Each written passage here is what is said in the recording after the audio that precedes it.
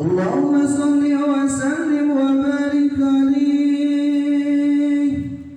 بسم الله الرحمن الرحيم. الحمد لله القوي الغالب الوالي الطالب الباعث الوارث المانع السالب عالم الكائن والبين والزين والذاهب يسبح الآفل والمائل والطالع والغارب ويوحد والناتق والصامت والجامد والذائب يضرب بعدله الساكن ويسكن بفضله الضارب. لا إله إلا الله. حكيم أضرب بحكمه والعجائب في ترتيب تركيب هذه القوالب. خلق رخا وعظما وعدودا وعرقا ولحما وجلدا وشعرا بندب مختلف متراكب مما دافئ يخرج من بين الصلب والترائب. لا إله إلا الله.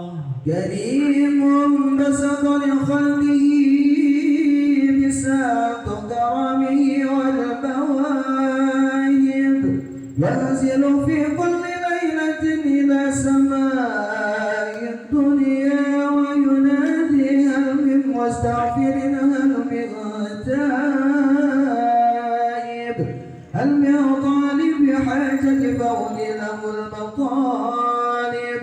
فلو رأيت الخدام قياما على الأقدام وقد فاجوا بالدموع السواكب والقوم بين نادم وتائب وخائف لنفسه يعاتب وبكم من الذنوب إليه هارب. فلا يزالون في الاستغفار حتى يطف كف النهار ضيونا غياهب فيعودون وقد فازوا بالمطلوب واغرقوا رضا المحبوب ولم يعد أحد من القوم وهو خائب. لا إله إلا الله.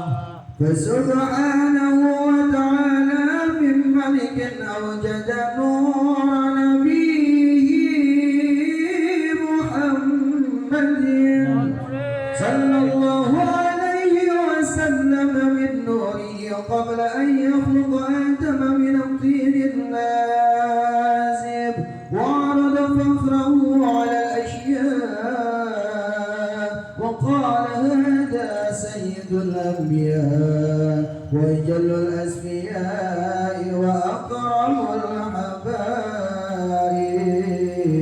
اللهم صل وسلم وبارك عليه. أهلا وسهلا بالنبي أهلا وسهلا بالنبي أهلا وسهلا بالنبي خير الأنام العربي خير الأنام العربي. أهلا وسهلا بالنبي أهلا وسهلا بالنبي أهلا وسهلا بالنبي خير الأنام العربي خير الأنام العربي. أهلا وسهلا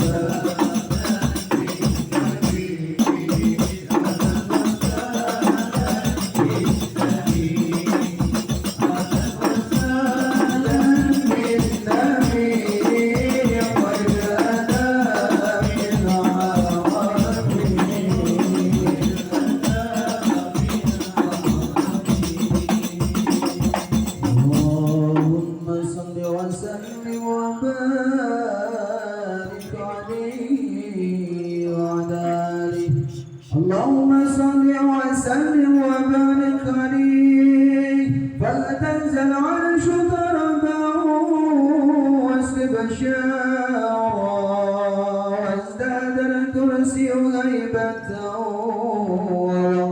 ووقارا وامتلأت السماوات أنوارا وضجت الملائكة تهليلا وتمجيدا واستغفارا سبحان الله والحمد لله ولا إله إلا الله والله أكبر سبحان الله والحمد لله ولا إله إلا الله والله أكبر سبحان الله والحمد لله ولا إله إلا الله والله أكبر ولم تزل أمه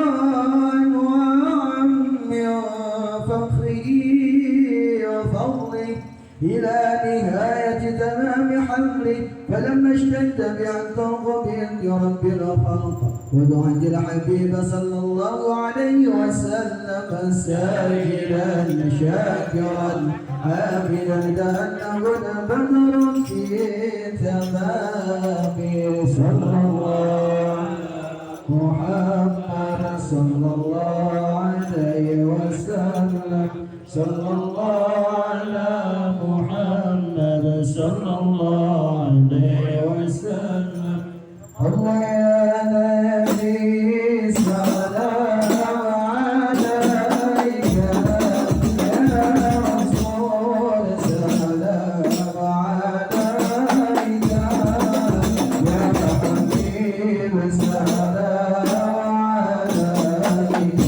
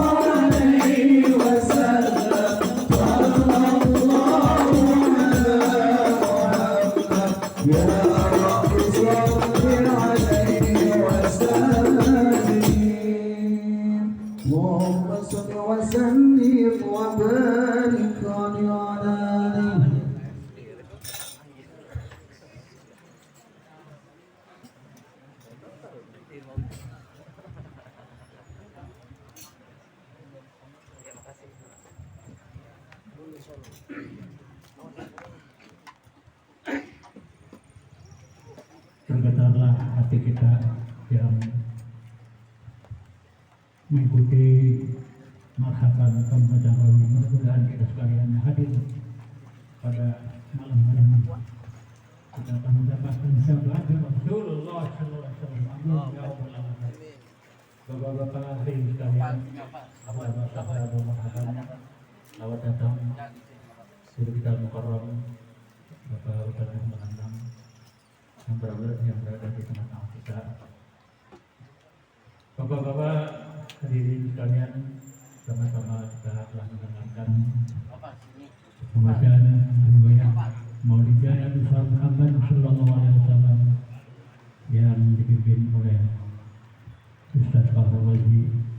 Sekali lagi mudah-mudahan kita yang hadir pada malam hari ini yang telah mengikuti pembacaan riwayat atau yang hadir pada malam hari ini, mudah-mudahan kita sekalian akan mendapat syafaat Rasulullah sallallahu alaihi wasallam di yaumil qiyamah. Amin ya rabbal alamin. Sebelum kita mendengarkan mau'izatul hasanah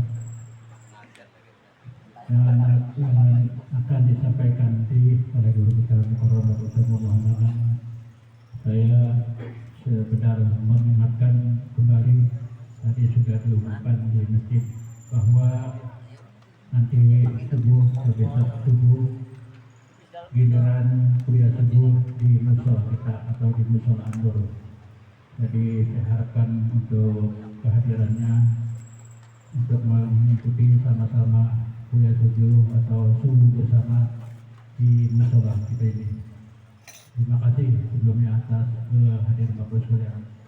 Bapak-bapak hadirin sekalian, marilah kita ikuti atau kita dengarkan mau'izatul hasanah yang akan disampaikan oleh guru kita dan sekaligus pembacaan doa yang akan dipimpin atau yang disampaikan oleh guru kita Mukarram Bapak Ustaz Muhammad. Pada beliau kami persilakan para ketua masyarakat. Sallallahu alaihi Muhammad.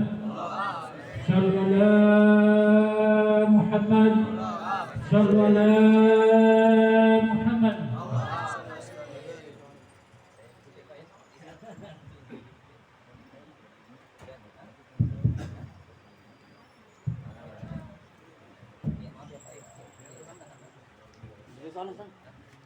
Tes 1, 2, 3.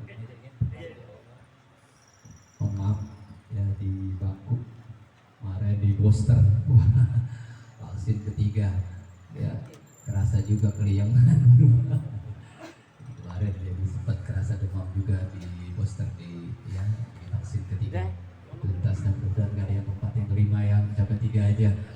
Ini yang 1 juga banyak yang belum di sini. Ada yang 1. Assalamualaikum warahmatullahi wabarakatuh.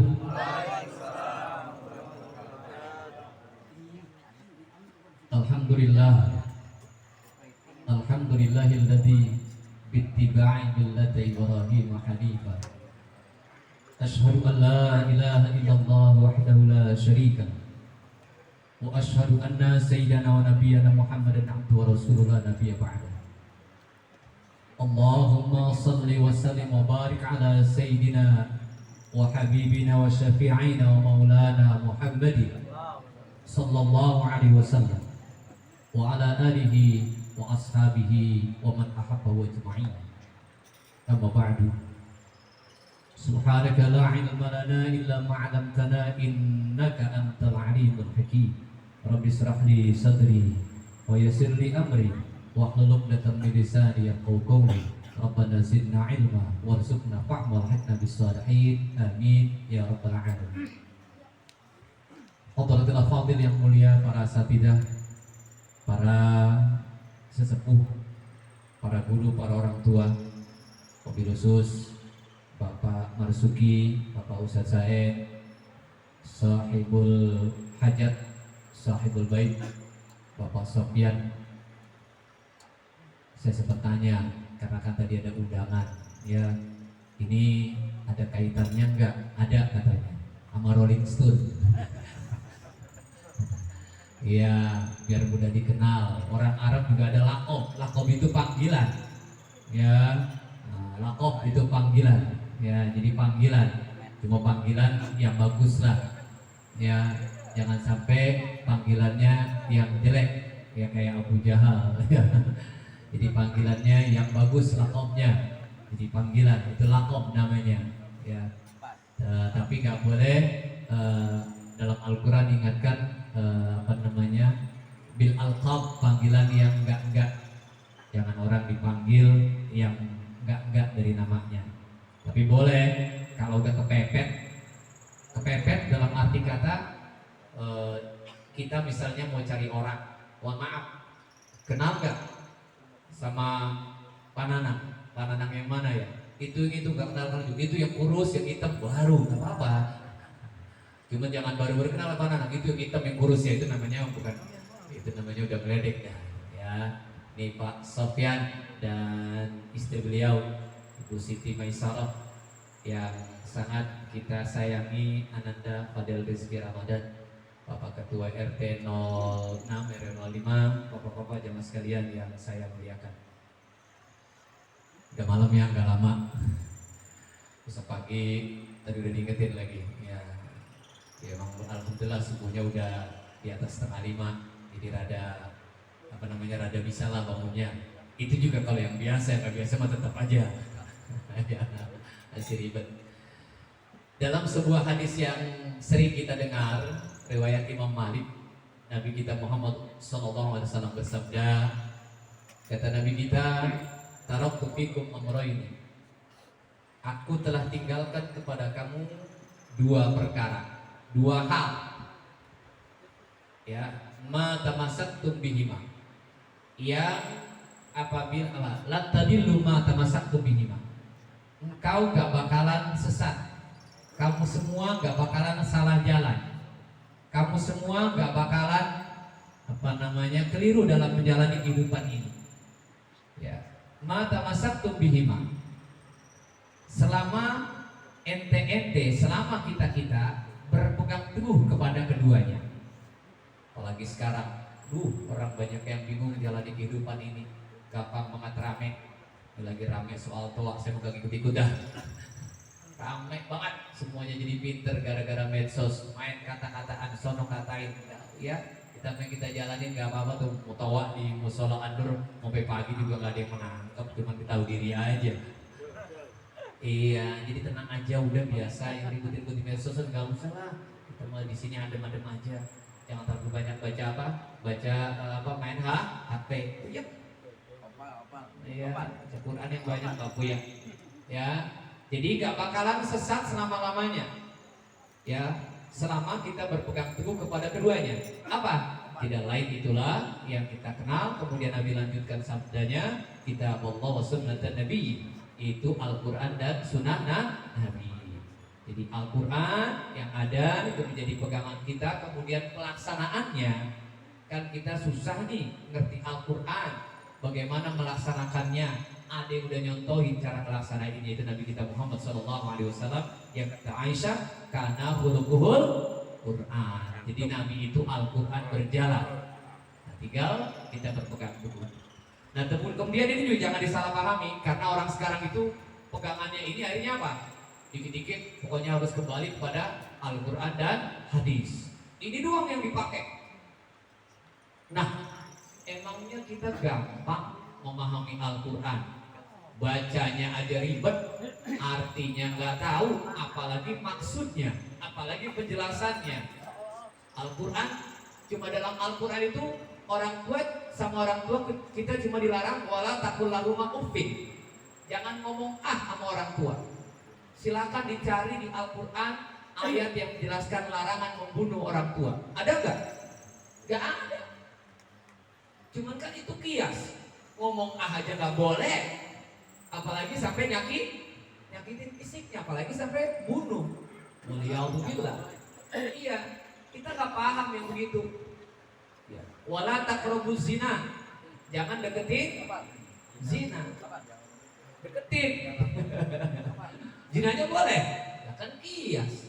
Al-Quran bukan ngelarang Kita nggak dilarang, bukan dilarang dalam bahasa Al-Quran perintahnya atau penjelasannya bukan jangan berzina, tapi wala taqrabuz zina, deketin aja nggak boleh, apalagi zinanya. Begitu ya.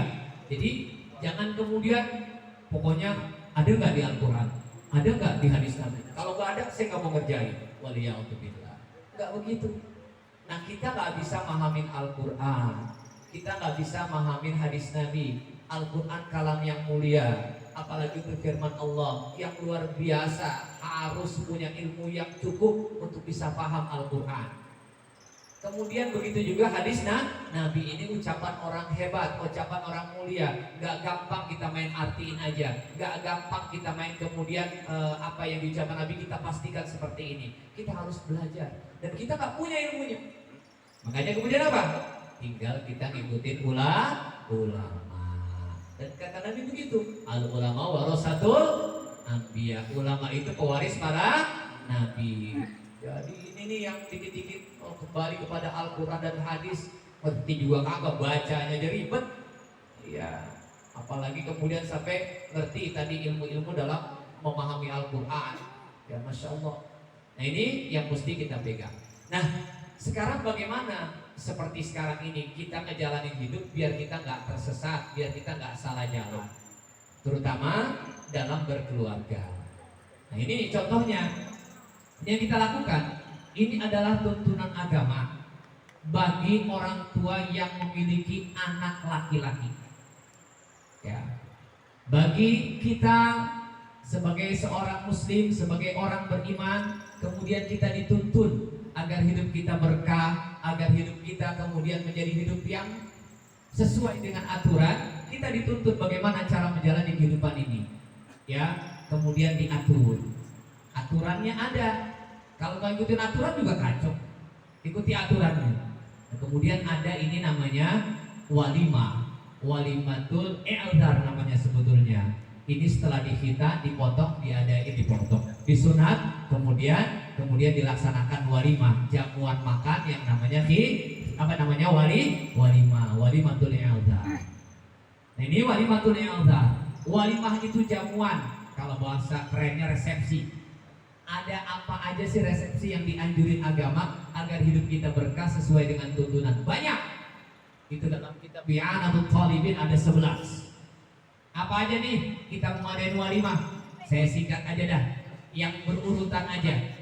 Yang pertama namanya walimatul khursi, pakai kha. Apa walimatul khursi?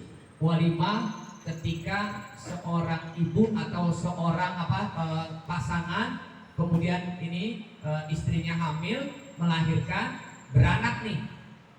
Anak beranak, punya anak, anaknya sehat, cakep segala macam. Kemudian dia motong ayam. Kalau orang dulu ayamnya itu di sayur kuning. Sekarang udah gak ada ayam sayur kuning ya. Kayak model dipindang gitu tuh ya. Kampung enak banget itu. Enak bener tuh yang kampung ya. Sayur kuning gak ada. Sekarang sayur pakai santan terus ya. Kayak ayam dia apa namanya ya? Ya sayur kuning dah begitu. Pakai kunyit doang tuh yang mau direbus dulu dah. Ya bahasanya kayak mau digoreng. Itu enak bener ayam kampung gitu itu. Itu ayam kampung. Motong ayam kampung bagi-bagi tetangga. Itu yang pertama tuh walimatul khursi, sebagai ungkapan syukur kepada Allah Subhanahu wa taala. Itu walimah. Dan kemudian setelah 7 hari, apa yang dilakukan setelah 7 hari? Yaitu ngadain aqiqah. Ya, potong rambutnya, cukur rambutnya tuh bayi, kemudian dipotongin hewan kambing. Dari ayam naik jadi kambing. Ayam-ayam juga. Dah ya. Kemudian bahkan setelah aqiqah dilanjutkan lagi. Ya, dengan apa? Kemudian naik namanya walimatul i'dhar, yaitu dihitan. Habis dihitan apa lagi? Walimatul hidab. Apa walimatul hidab? Yaitu anak ini sudah dihitan, dia belajar baca Quran, dia bisa tamat Quran, apa dia bisa baca Quran, tamat Iqra minimal, walimah lagi, selamatan lagi. Kan anak kita kalau di TPK sudah begitu ya. Biasa bikin nasi apa? Nasi kuning, nasi uduk, itu ajaran tuh, biar ilmunya nempel, ilmunya berkah. Bikin begitu. Itu diajarin sama agama. Itu 4 tuh modalnya tuh. Kalau udah dikerjain subhanallah, berkah. Nah ini prosesnya begitu. Kenapa sekarang anak-anak kita kurang berkah? Karena aturan mainnya kurang diikuti. lahir kurang syukur, ya masya Allah, ya tadi bersyukur, potong ayam apa-apalah, yang penting sebagai ungkapan syukur bagi tetangga.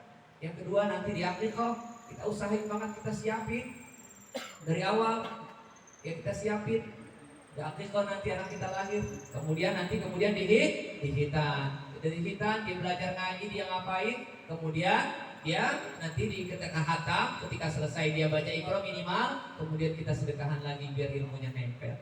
Dan tuh itu 4 tuh, nanti naiknya lagi masih ada 7 lagi. Itu yang namanya walimah. Dan sekarang yang dilaksanakan oleh ya Pak Sofyan ya Positi namanya walimatul khitan. Kalau dalam bahasa fikihnya namanya walimatul i'adzar. Ini walimah. Ini bicara soal walimah. Nah, kalau kita ngomongin hitan kan itu banyak Pak. Yang pertama misalnya fadilah atau keutamaan hitan. Yang kemudian hukum hitan itu sendiri bagaimana? Ya, hukum hitan itu sendiri bagaimana?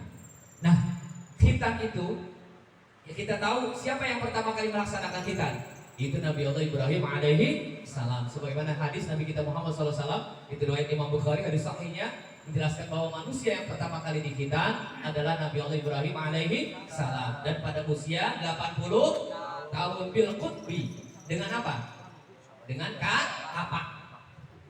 Jadi umur 80 tahun Nabi Ibrahim dihitan dengan kapak. Pertanyaannya kenapa umur 80 tahun? Karena perintahnya baru ada ketika beliau umur 80 tahun. Yang kedua, kenapa dengan kapak? Karena Nabi Ibrahim kalau dengar perintah Allah pengennya langsung ngerjain, langsung dikerjain. Adanya kapak ya langsung pakai kapak. Itu. Bukan berarti gak ada yang lain, ada udah. Apa pakai pisau? Karena ketika menyembelih Nabi Allah Ibrahim Ismail kan sudah disediakan pisau. Ada nggak pisau waktu berarti? Nggak ada nggak? Udah ada. Karena menyembelih Nabi Ismail itu ketika menyembelih Nabi Ismail itu pakai apa? Pakai kapak atau pakai pisau? Dijelaskan. Pakai pisau. Udah ada pisau. Kenapa Nabi Ibrahim pakai kapak? Jadi begitu ada perintah Allah, wahai Ibrahim, hitanlah engkau. Langsung. Itu Nabi Ibrahim, makanya mendapat gelar Khalilullah, yaitu kekasih Allah. Kalau ada perintah Allah, pokoknya buru-buru dikerjain. Alhamdulillah kita juga begitu ya. Kalau ada perintah Allah kerjain, sholat, azan, yang lagi diributin, azan udah dari tadi, ya. Tar dulu, haji, tar dulu, zakat, tar dulu, baca Quran, tar dulu. Nabi Ibrahim enggak begitu, pokoknya kalau ada perintah Allah langsung kerjain. Tapi sebaliknya, ketika perintah Allah, Nabi Ibrahim itu ngerjainnya buru-buru. Tapi kalau minta, Nabi Ibrahim paling sabar. Kurang sabar bagaimana? Minta punya anak 80 tahun baru dikasih anak. Tiap hari berdoa, Rabbi habli minas. Baru lahir Nabi Ismail kemudian. Lama itu. Rabbi habli minas sholihin. 80 tahun. Kalau kita kan sebaliknya, giliran minta pengen cepat ya. Giliran kerjain perintah Allah, Ntar dulu gimana? Iya, geran minta begitu. Dan gak kapok Nabi Ibrahim minta keturunan 80 tahun. Nabi Zakaria pun demikian. Ini sholat duha baru 2 kali, dagangannya gak lahir, dagangannya gak laris, kapok. Iya, muter kagak laris, udah sholat duha 2 kali masih gini-gini juga, kapok. Tahajud kapok. Ya Allah, ya. Jangan begitu. Nah ini Nabi Ibrahim alaihissalam yang pertama kali dihitan. Ya, jadi ini menjadi kemudian menjadi syariat karena memang syariat ini hitan adalah apa namanya? Wahwa asyari' min asyari'il qadimah. Dia syariat-syariat yang lama itu. Hitan zaman Nabi Ibrahim udah ada, yaitu dimulai Nabi Ibrahim. Apalagi syariat-syariat yang lama kemudian dilanjutkan oleh Nabi kita Muhammad SAW. Haji, Nabi Ibrahim juga melaksanakan ibadah haji. Korban juga dari peristiwa Nabi Ibrahim. Itu lama ini tradisi-tradisi dan menjadi sebuah aturan dalam hukum Islam. Nah, saya kembali poin pentingnya deh. Sekarang apa sih perlunya khitan? Nah, khitan ya, ini bahasa kitanya apa? Sunat. Khitan itu menjadi wajib. Kenapa dia wajib? Ya, kita tahu ya dalam kaidah usul fikih ini ada kalimat, ada kaidah ma la yatimul wajibu illa bihi fahuwa wajibun. Apa-apa yang tidak dengan dia tidak sampai menjadi kewajiban tidak sampai menjadi wajib, tidak terlaksana dengan sempurna, Gara kalau dia kita nggak kerjain, kewajiban kita nggak sempurna, maka dianya itu menjadi wajib. Contoh begini, wudu. Wudu itu hukumnya ya nggak selamanya wajib. Wudu wajib nggak? Nggak selamanya. Contoh, ada hal-hal yang kita disunahkan wudu. Sunah. Ada banyak tuh yang kita tahu. Contoh apa misalnya kita disunahkan wudu? Jangan ditinggalin.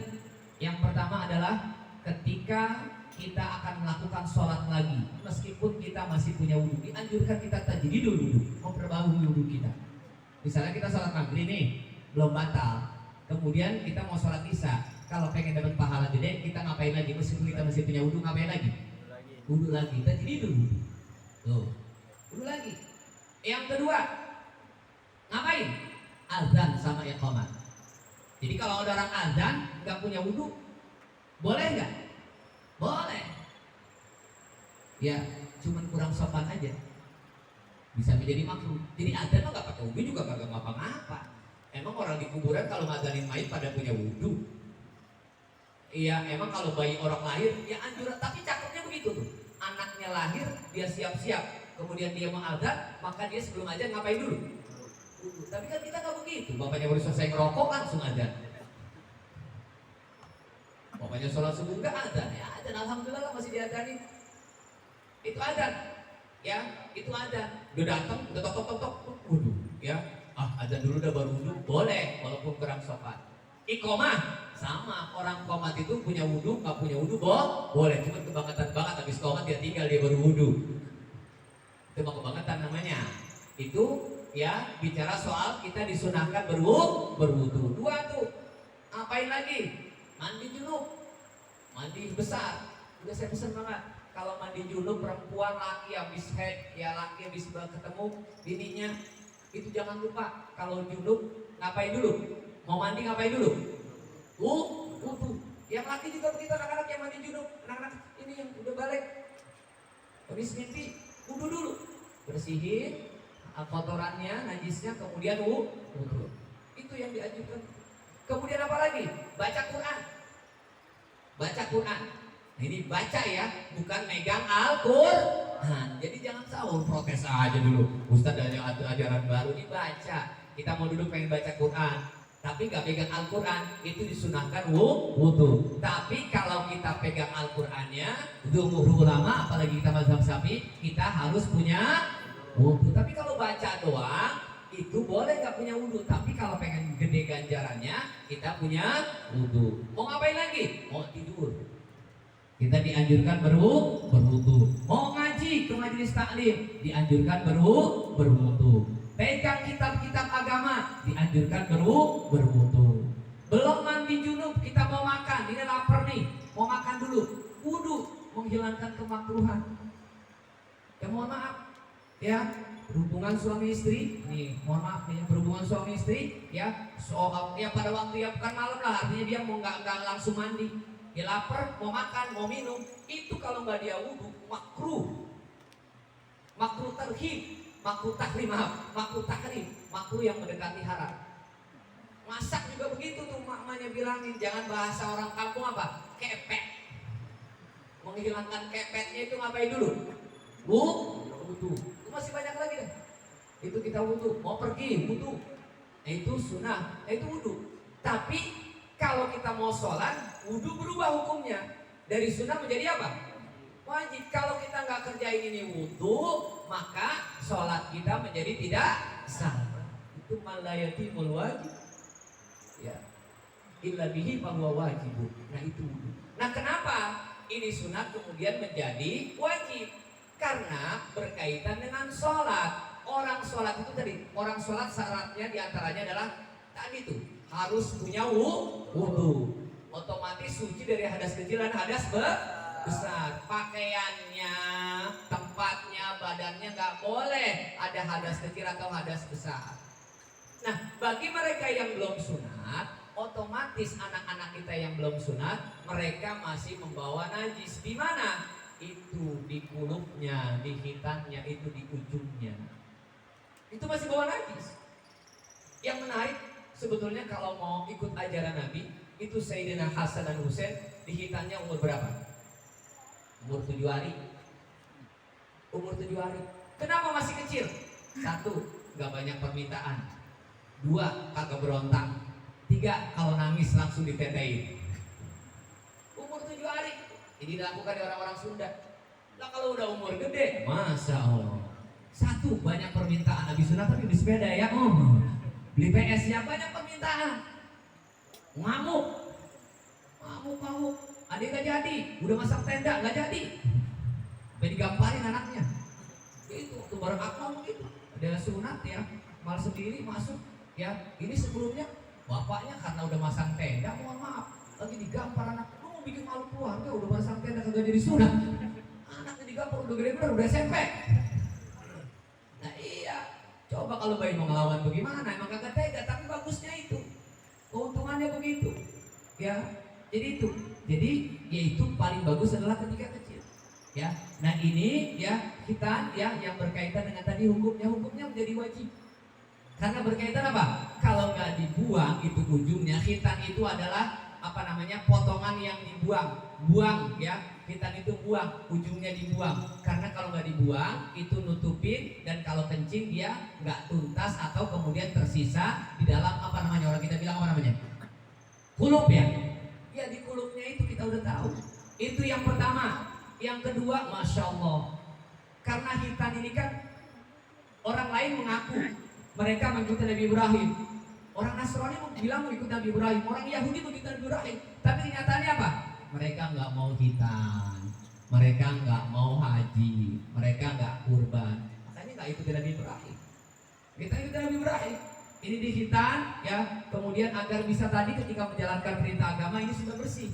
Sudah nggak ada lagi kotorannya, najisnya hilang. Bahkan itu adalah yang paling hebatnya apa? Menghilangkan apa namanya kuman yang akan menimbulkan penyakit kanker. Waktu itu ada di Depok Pak. Di Depok jelas banget beritanya. Apa yang terjadi di Depok? Yaitu ada orang yang sampai usia 40 tahun nggak dihitan. Nggak mau aja, kan udah gede. Makin takut aja. Udah enggak. Akhirnya apa? Ketika usia 40 tahun, apa yang terjadi? Kanker. Jadi ini kan panas Pak. Panas, kencing itu panas ya? Panas. Kalau keluar anget itu. Panas itu, ditambah ada kuman. Kemudian apa? Ini banyak yang tersisa. Lama-kelamaan, mohon maaf, karena panasan istilahnya melepuh, ini hancur pelan-pelan. Rontok itu, kepanasan rontok. Dan daun kalau dikencingin terus sama bocah kita mati. Ini rontok, lama-lama rontok, bukan hanya kulitnya, mohon maaf, ujungnya gerumpung, pilotnya gerumpung. Ini di Depok, biayanya sampai 400 juta sekian, tetap aja susah diakali. Masya Allah, punya duit 400 juta, tapi nggak punya gituan, apa artinya? Mau nggak? Ibu-ibu jawab nggak mau. Lagi bapak-bapak, Masya Allah, itu jadi bahayanya. Makanya Islam ngajarin, saya bilang kalau itu kan ajaran Islam udah pasti ya, ini ajaran yang sudah Masya Allah luar biasa. Jadi ini ya bukan hanya bicara soal apa, soal kesahan ibadah. Jadi itulah, jadi sering saya sampaikan kenapa anak-anak kecil yang begini Pak, kalau dia belum dihitan itu saya nggak kasih ke musola atau ke masjid. Alasannya itu, kalau mau ke masjid, kalau mau ke musola besok anak-anak kecilnya mau sholat tarawih, itu mohon maaf, itunya dicelekin. Bisa nggak dicelekin?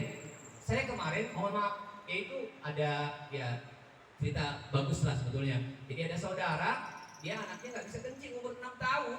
Kenapa? Itu mampet, gara-gara itu. Gara-gara ada kuman sama lemak, akhirnya mesti diapain? Kan banyak kejadian kayak begitu. Banyak kejadian begitu, anak-anak kecil dipotong. Iya, nah itu kita dicelekin, kemudian itu Masya Allah, dicelekin itu sakit bener, nggak tega memakai. Tapi itu harus dicelekin, kemudian dibuang tuh kotorannya, baru deh. Ya, itu enak, jadi bersih. Nah sekarang anak-anak kecil yang ke masjid, yang ke musola, kalau anak-anak begini ke musola belum pada disunat, dipangku atau dia nemplok sama engkongnya sementara dipangku, itu kemudian dalam sholatnya batal karena bawa najis. Iya, bawa najis. Ya percuma kita tunggang-tungging.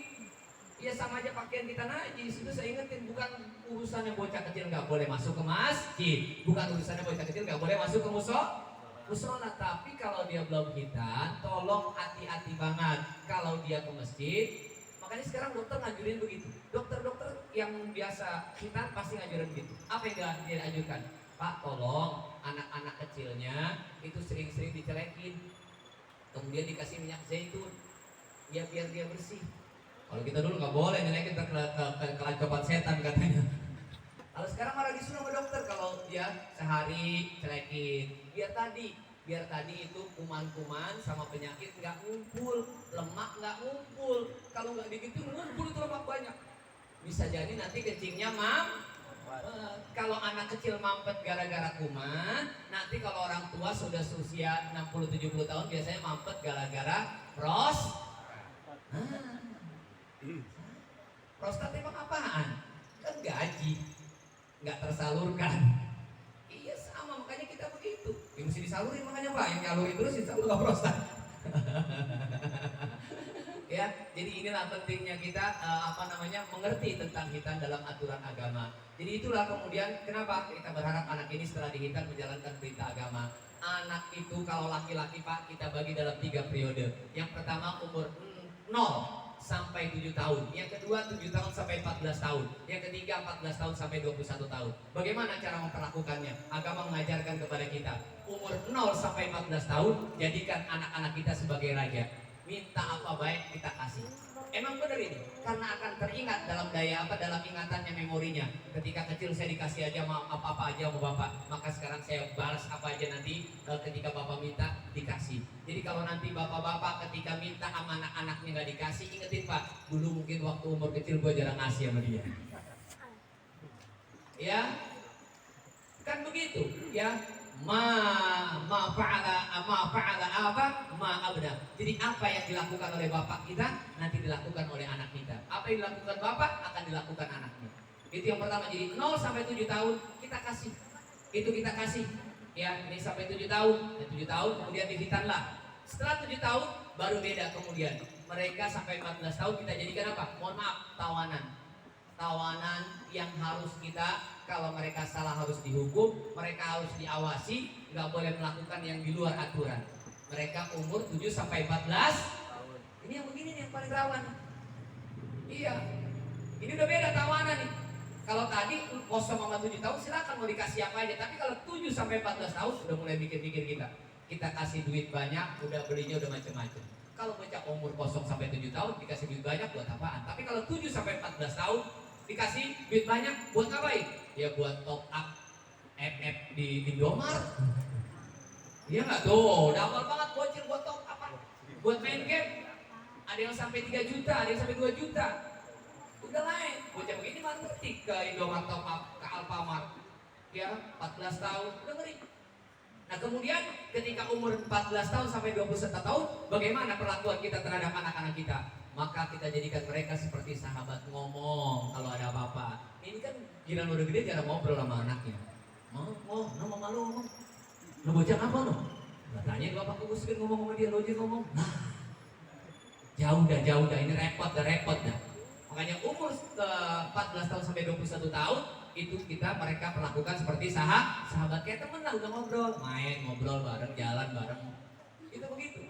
Jadi itu yang kita lakukan. Kalau itu kita lakukan maka ini sesuai dengan tuntunan agama. Ini saja yang bisa sampaikan, intinya kita hadir di sini doain.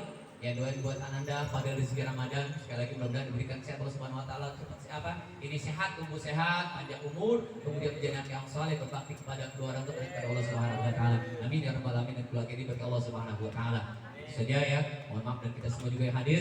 Ini mudah-mudahan juga senantiasa diberikan kesehatan ya, berkah usia kita. Amin ya rabbal alamin. Mari sama-sama kita baca surat Al-Fatihah. Sekali lagi kita mohon kepada Allah Subhanahu wa taala mudah-mudahan Ananda fadil rezeki Ramadan ya ini tumbuh kelak menjadi anak yang soleh ya, berbakti kepada Allah Subhanahu wa taala, kepada kedua orang tuanya ya, kemudian memberikan kelak rezeki yang banyak ya, rezeki yang berkah ya, usianya berkah ya, bisa menjadi manusia yang berguna, bermanfaat. Amin ya rabbal alamin. Al-Hadiyah Al-Fatihah. A'udzu billahi minasyaitonir rajim. Bismillahirrahmanirrahim. Alhamdulillah rabbil alamin arrahmanir rahim يوم الدين إياك نعبد وإياك نستعين اهدنا الصراط المستقيم صراط الذين أنعمت عليهم غير المغضوب عليهم ولا الضالين. إلهي الكريم وأنت الكريم بسم الله الرحمن الرحيم الحمد لله رب العالمين حمدا يوافي نعمه ويكافئ مزيدا يا ربنا لك الحمد كما ينبغي لجلالك الكريم العظيم سلطانك اللهم صل وسلم وبارك على سيدنا محمد وعلى آل سيدنا محمد صلاة تنجينا بها من جميع الأهوال والآفات وتقضي لنا بها جميع الحاجة وتطهرنا بها من جميع السيئات وترفعنا بها عندك على الدرجة وتبلغنا بها الصلاة من جميع الخيرات في الحياة وبعد الممات إنك سميع قريب مجيب الدعوة ويا قاضي الحاجة إنك على كل شيء قدير اللهم ربنا اغفر لنا ذنوبنا ولوالدينا وارحمهما كما ربيانا صغارا ولمشايخنا ولجميع المسلمين والمسلمات والمؤمنين والمؤمنات الأحياء منهم والأموات ربي اجعلني مقيم الصلاة ومن ذريتي ربنا وتقبل دعاء ربنا اغفر لي ولوالدي وللمؤمنين يوم يقوم الحساب ربنا هب لنا من أزواجنا وذرياتنا قرة أعين واجعلنا للمتقين إماما اللهم بارك لنا في أولادنا وذرياتنا ولا ترهقهم بطاعتك وارزقنا برهم اللهم اجعل أولادنا وذرياتنا من عبادك الصالحين اللهم اجعل أوصلة تقبل ثواب ما قرنا من القرآن العظيم وما هل من قول لا إله إلا الله وما صبحنا وما استغفرنا وما صلينا على نبيك الكريم سيدنا مولانا محمد صلى الله عليه وسلم في هذا المجلس المبارك هدية منا واصلة ورحمة نازلة وبركة شاملة وصدقة متقبلة نقدمها ونهدي إلى حضرة سيدنا وشفيعنا ومولانا محمد صلى الله عليه وسلم ثم إلى أرواح آبائه وإخواننا الأنبياء والمرسلين وآل صحابة رسول الله معنا جميع الكبر من المسلمين والمسلمات والمؤمنين والمؤمنات والأرواح والدنا ولأمهاتنا ولآبائنا ولأجدادنا ولقرابتنا semua almarhum Bapak Inta bin Fajar, semua Bapak Tunai bin Haji Akubal Saleh, Bapak Dogol bin Saka, Bapak Toha bin Juhanta, Bapak Ecin bin Panca, Bapak Ahmad bin Panca, Bapak Ahmad bin Dogol, Mak Nima binti Nyoin, Mak Seni binti Basen, Mak Ikro binti Sahahat, Maria binti Panca, Maria binti Dogol, Rahimah binti Inta, Kharia binti Inta, Miharja bin Inta, Faturrahman bin Muhammad, wala rahim min ahlina wa ahlikum ajma'in, man ittamana wa nabi sababihim, Allahumma fil lahum warhamhum wa'afihim wa'fu anhum, Allahumma anzil rahmata wal maghfirah wa syafata ni'mata alaina wa ala lil kubur minal muslimina wal muslimat wal mu'minina wal mu'minat irfa' lahum ad-darajat wa dha'if lahum al-hasanat wa kafir anhum as-sayyi'at wa adkhilhum al-jannah ma'al aba'i wal awliya wal ulama'i wal ummahat ya ayyatuhan nafsul mutmainnah irji'i ila rabbika radiyatan mardiyah fadkhuli fi ibadi wadkhuli jannati Allahumma ij'al quburahum rawdatan min riyadil jinan wa la taj'al quburahum faratan min hufarin niran rabbana ighfir lana wa li ikhwana bil iman wa la taj'al fi qulubina ghillan rabbana innaka ra'ufur rahim rabbana atina min ladunka rahmatan wa hayyi lana min amrina rashada rabbana atina fid dunya hasanah wa fil akhirati hasanah wa qina adzaban nar wa sallallahu ala sayyidina Muhammadin wa ala alihi wa sahbihi ajma'in subhana rabbika rabbil izzati amma yasifun assalamu ala al-mursalin walhamdulillahi rabbil alamin amin sirril fatihah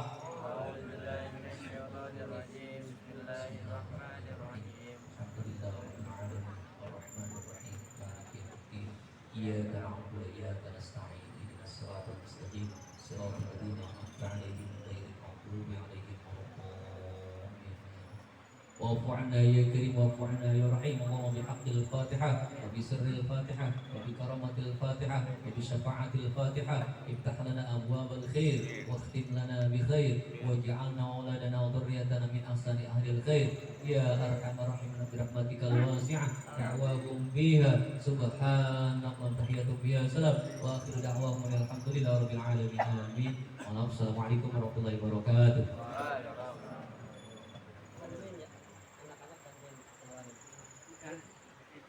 Kasih jalan.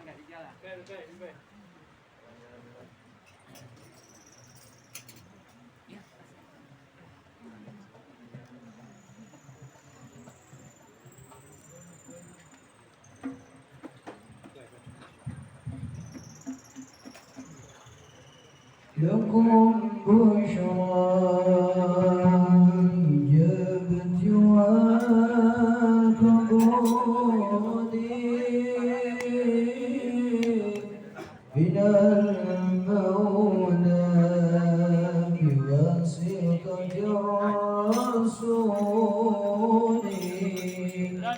دعا داعيه العباد فاستجابتم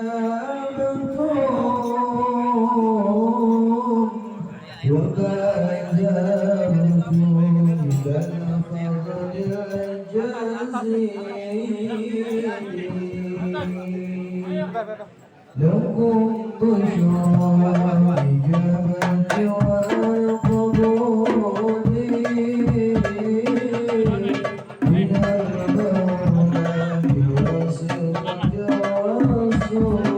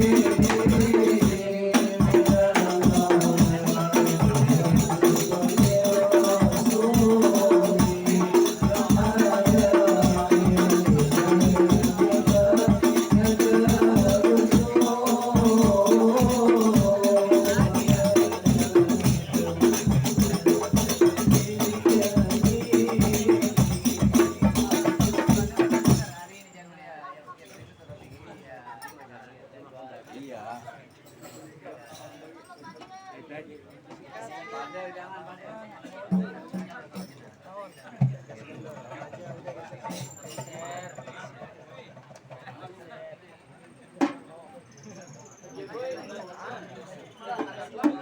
Iya. Ini besok ya. Iya, haul ya. Haul kali ya? Enggak haul. Oh, iya. Ini materi siang.